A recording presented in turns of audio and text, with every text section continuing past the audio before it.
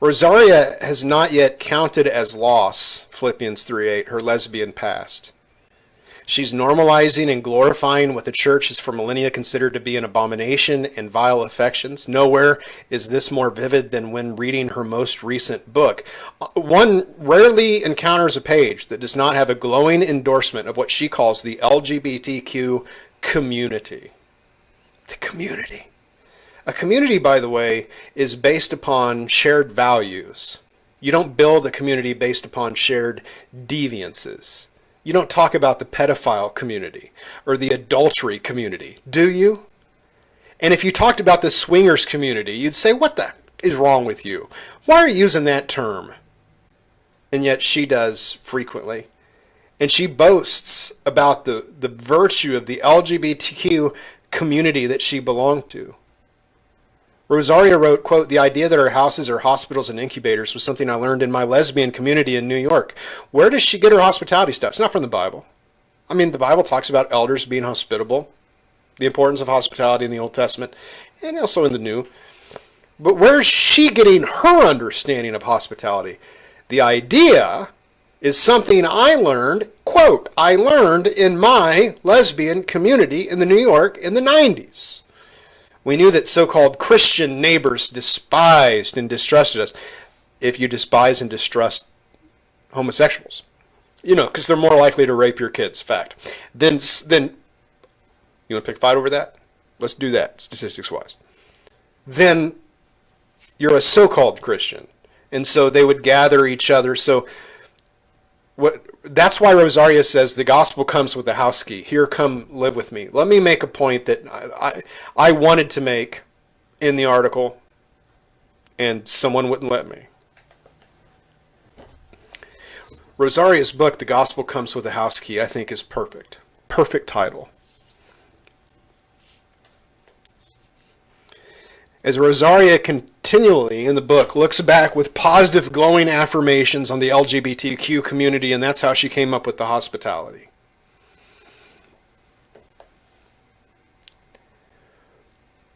Her understanding of hospitality, the theme of the book. It's like she's looking back as Lot's wife did at Sodom, going, I have to leave it, but I'm surprised that Rosaria is not a pillar of salt. Dang it, why didn't we title the article that? Duh.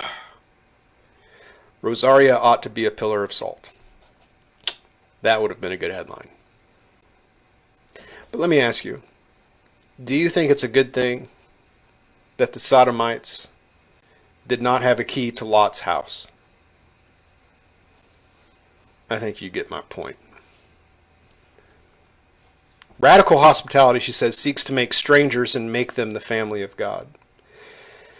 She also speaks of Christian brothers and sisters who struggle with unchosen homosexual desires and longings, sensibilities and affections, temptations and capacities. Some people who have more to lose than others. Some people who live with unanswered questions and unfulfilled life dreams, and asks, what is your responsibility towards those brothers and sisters? The gospel must come with the house key. And so the LGBTQ community in her mind, it was designed, well, not in her mind, but in reality, it was designed to replace the family, because homosexuals can't reproduce. Not without doing something they're not inclined to do. We have kids on accident. They don't. I'll put it that way. And I'm not speaking for myself. They don't have marital relationships, and gay-on-gay marriage is not a substitute for real marriage. So they have to have this community sense, quote unquote. They have to travel in a gaggle because they need to replace the whole of the family unit that God designed to be in people's lives. I'm going through it. There's a lot of material. I'm just trying to decide which to share with you. She speaks of opening up her home 7 nights a week and all day Sunday, in terms of needing to check her privilege. So privacy in your home is a privilege. Don't come to my house and expect to stick around without an invitation. Because I have a wife and kids, and sometimes they're naked. I don't mean in a weird way. I just mean You got 5 kids, ages 3 to 15. You have no idea, 16, who's got their pants on, right? So, like, just give me a ring first. She's describing what is called the flop house. You know what a flop house is? Google it. I'm sorry, the Bible does not tell us we have to turn our home into a flop house for gay people. So where is she getting these ideas? Where is she where's she getting them? Well, in terms of her testimony that is mixed, at a Ligonier lecture, she says, I had what was completely a heterosexual adolescence. And in college, I had my first boyfriend, healthy experience, and yet blah, blah, blah, blah, blah, turned to being gay. And yet, in the middle of her last book, she wrote about her abusive and sexually traumatic childhood, a subject far removed from her usual themes. She describes 2 alcoholic parents who kept Playgirl and Playboy in the bathroom, a domineering mother, ate apples and trees, a heroin addict who masturbated on the, that should not have a hyphen, editors, masturbated on the family room couch, a beloved gay cousin who posed for Playgirl and opened a gay bar, and it was this bar where Rosaria was dragged as a young girl, where she recalls seeing drag queens, sodomites in cages, and a lesbian embrace that made her experience a tingling in her whole body that, quote, took her breath away. And she recounts, quote, these images shocked and seduced me. I longed to recapture them and shuddered at the possibility. She's giving 2 different stories. That is nothing like what she said at Ligonier. Why isn't she advertising in Ligonier type circles that her exposure to homosexuality was at a gay bar with lesbians in cages and surrounded by filth? I believe it is because she and other activists like her have a vested interest in believing that you are, by necessity, born that way with nature and no nurture. I believe that people can have a natural predisposition to all sorts of sins, including homosexuality. I don't disagree with Miss Butterfield on part of that point. But there's a lot of nurture that usually goes into it as well. A lot. I mean, just ask the typical gay man what his relationship with his dad was like. All right? Okay. So she's giving two different stories in front of 2 different groups of people. Now, I'm going to go on. Reading Rosaria Butterfield's The Gospel Comes with a House Key, she opens the first chapter of the book by stating that in the morning she prays in concentric circles. Pagan prayer practice. James, did you notice the pagan prayer practice? Chapter 2 is heavily loaded with unorthodox terminology, the Jesus paradox, so forth. The title of the chapter is The Jesus Paradox, and when I did a Google search, I found that to be a technical term for contemplative prayer and Zen meditation. For details, see this contemplative prayer site run by a Franciscan priest, Richard Rohr. I know a few things about Rohr that didn't make their way into the article, it looks like. Radical dude. Google him. By the way, The Gospel Coalition by Fred Sanders in 2016, I don't think this is in the article, I think this is from my head. In 2016, Fred Sanders did an article about Richard Rohr and about how wildly unorthodox he was. And that's who she's quoting. He's a Zen Buddha, like Zen meditative fellow, and then he like adopted then contemplative prayer as a Roman Catholic priest. He's not a Jesuit. He's a Franciscan. Rosaria writes strange lines such as, only in the Jesus paradox do these incongruous ideas come together, and Jesus can set in motion a contagion of grace, and the Jesus paradox manifests contagious grace. Hospitality is image bearer driven because Christ's blood pumps me whole. These are all like quotations from Richard Rohr. She's using his language. In chapter 3, Rosaria praises a fellow by the name of Henry Nouwen. She brings him up, Henry Nouwen, who she calls the late and gentle Catholic priest. And I imagine it was like gentle. The gentle Catholic priest. He ran a center, he was gay, for real. He ran a center for disabled persons and, quote, regarded hospitality as a spiritual movement, one that is possible only when loneliness finds its spiritual refreshment in solitude, when hostility resolves itself in hospitality, and when illusions are manifested in prayer. By the way, if you're a lonely priest, quit the priesthood, get married, make babies. You'll never be lonely ever again. I promise you. You get 5 kids, you won't ever have a problem with loneliness. Twice in that book, Rosaria recommended to her readers the wisdom of Henry Nouwen. Twice she recommended Henry Nouwen. This isn't like he endorsed her book or he endorsed the back of her book and she chose to publish it with that endorsement. She's saying, I recommend Henry Nouwen to you. I commend him to you. That's 1 degree of separation. 1. If that. I don't even know if there's enough room for the Holy Spirit between those two. Twice she endorses him. When one reads the back of Rosaria Butterfield's book, they'll encounter a list of books she recommends to her readers. These books include Sam Allberry, who I believe was exposed on James White's website by Tom Buck. Sam Allberry. John Calvin, and poor John Calvin. Contemplative gurus, occult feminists, queer theologians. Henry Nouwen is again introduced in that book list. By the way, Nouwen can also be found in Sam Allberry's Living Out curriculum. By the way, a curriculum that incorporates Rosaria Butterfield's teaching at her permission. The Nouwen quotation displayed here is from a letter he wrote, a young gay man. Thank you so much for the expression of your desire and hope. You know already that the young, attractive, affectionate, caring, intelligent, spiritual, and socially conscious gay man has only one name. God.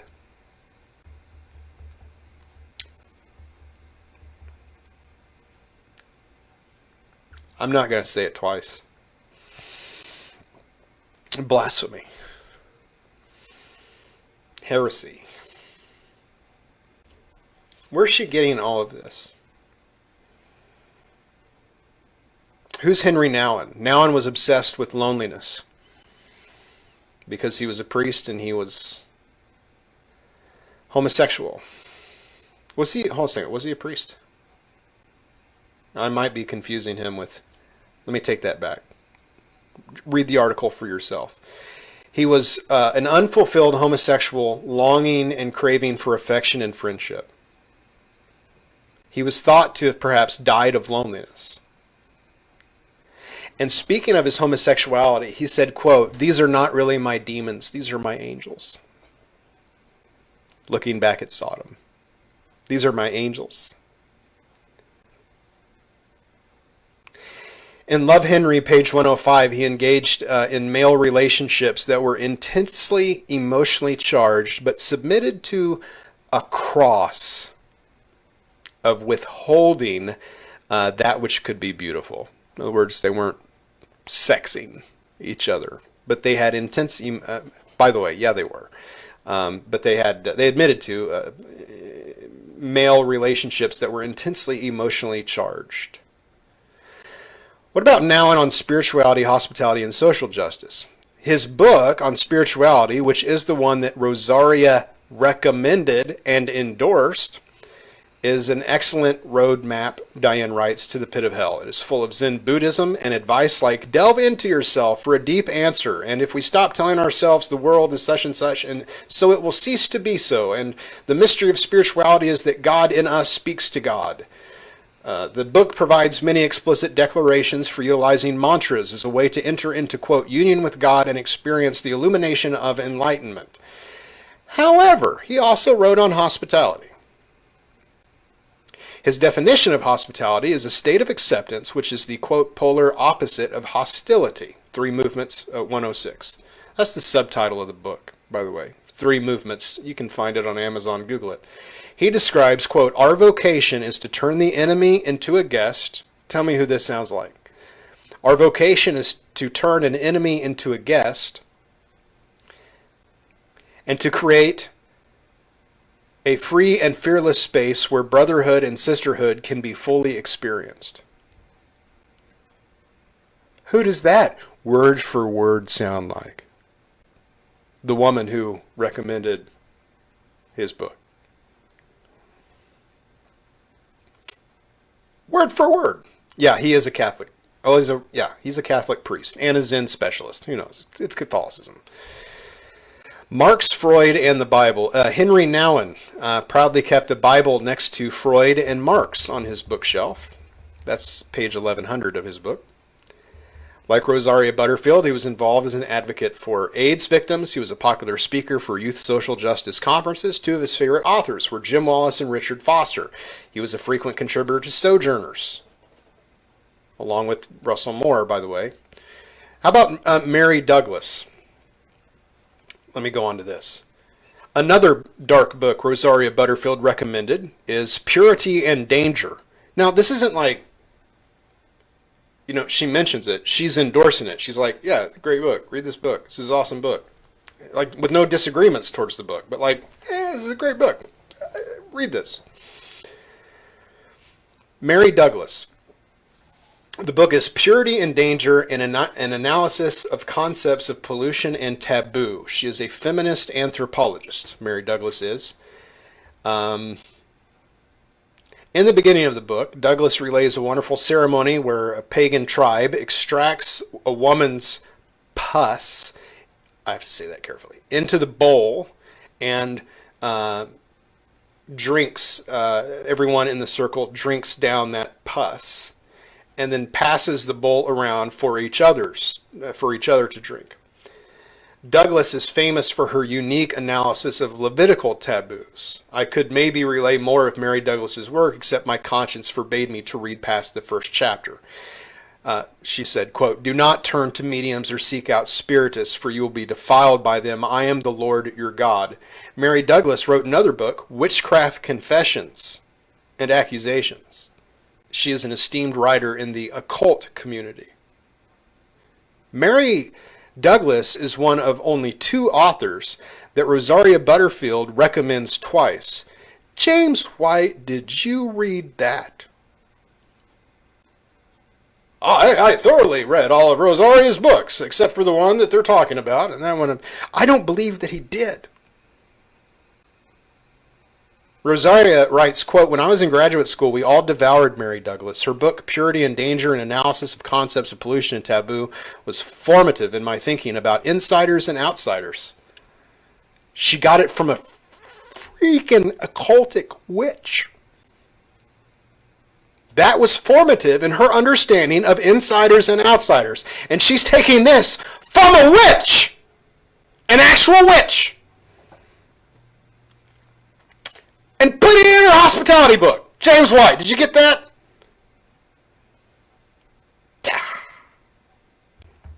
Douglas's essay, Deciphering a Meal, was instrumental in developing the radical hospitality that knit together the lesbian and gay community. It's what she said in House Key 33.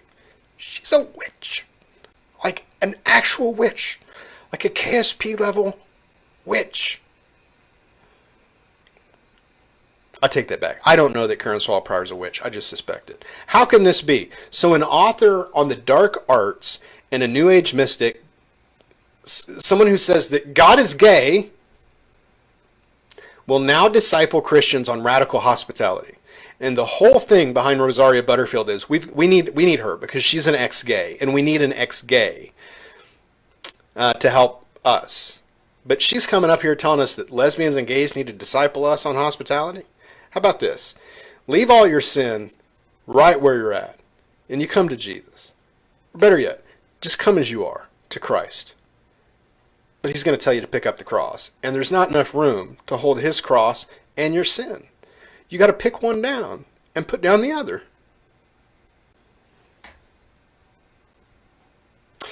Anyways, those are the authors that Butterfield recommends. Nalin, the Zen Buddhist guy, the occultic woman, the other homo up there. She's dangerous. Did I leave out the part where she's, don't preach against homosexuality. You have to reach out to people with your friendship. With what other sin are we like, now you need to be friends with that person before you address it? Did you just preach a sermon on theft? You need to befriend that thief first. No, I don't. No, I don't. How many people in Nineveh did Jonah have to befriend before he could preach repentance?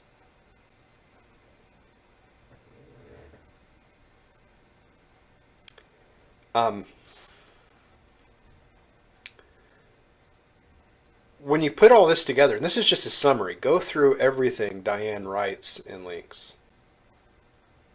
And not just the gay stuff. The Sam Albury stuff, who wrote the foreword, which is not, White can all day long characterize it as 5 degrees of separation. That's one. That's 1 degree. That James White exposed him, but she's fine with him. What does that tell you about her discernment? All right. The best way I can describe what Rosaria is teaching is dangerous.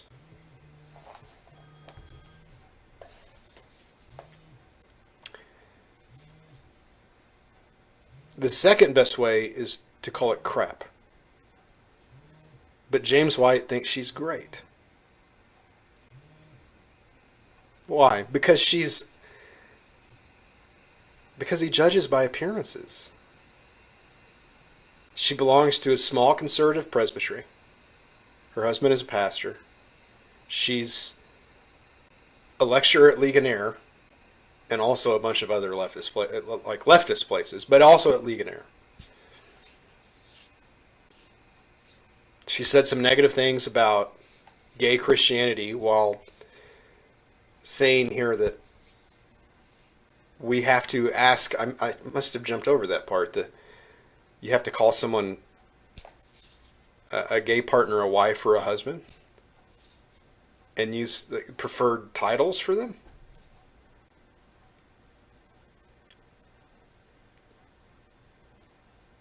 James White, you read this book and you're okay with it?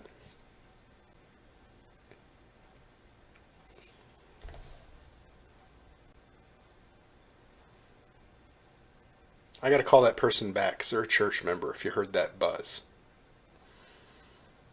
I don't like going through a program without sharing the gospel. Here's the gospel.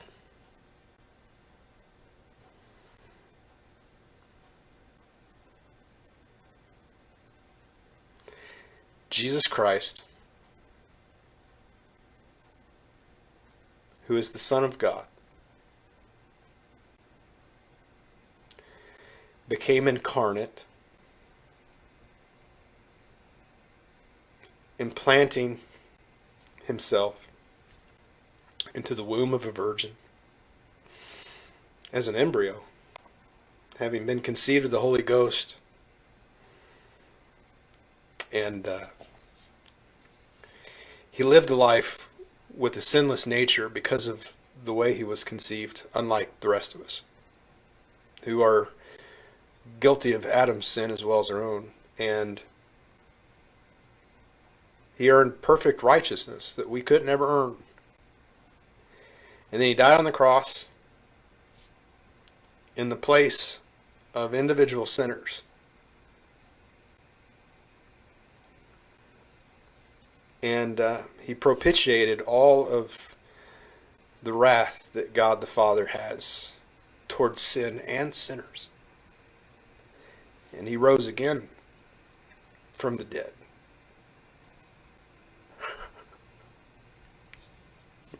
He was in the grave, and they blocked it with a big rock, right?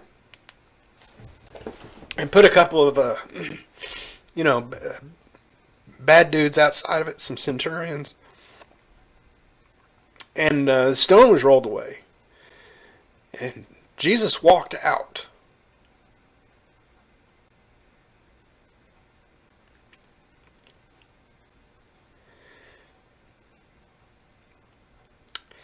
If Jesus did that,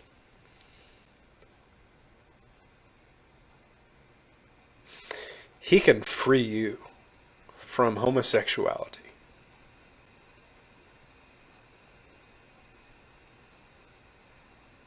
He can free you from your pornography addiction. He can free you from your alcohol abuse. He will free you. Not he can. He will. Your sin is not a cross. That cross paid for the sin. And Jesus conquered sin.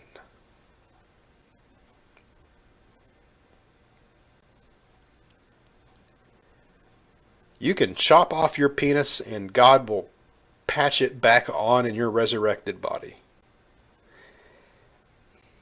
He will completely fix what is broken. I mean, that's part of the good news. And anyone telling you, if you're gay, that you have to remain so, and you will always have that desire, do not listen to them. Sheep should recognize the voice of the shepherd. And they should hear someone cry out, "Be prepared to be celibate the rest of your life. Being gay is your cross. Pick it up." And they should say, "That is not the voice of the shepherd. That is an imitation. That person is a fraud."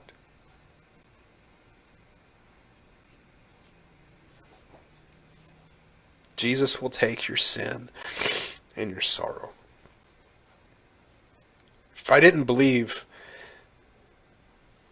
that Jesus can make a gay person straight, I sure wouldn't believe that Jesus rose again from the dead. God bless you. You know, we fight because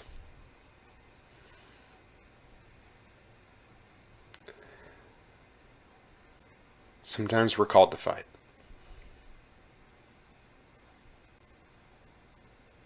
Semper Reformanda.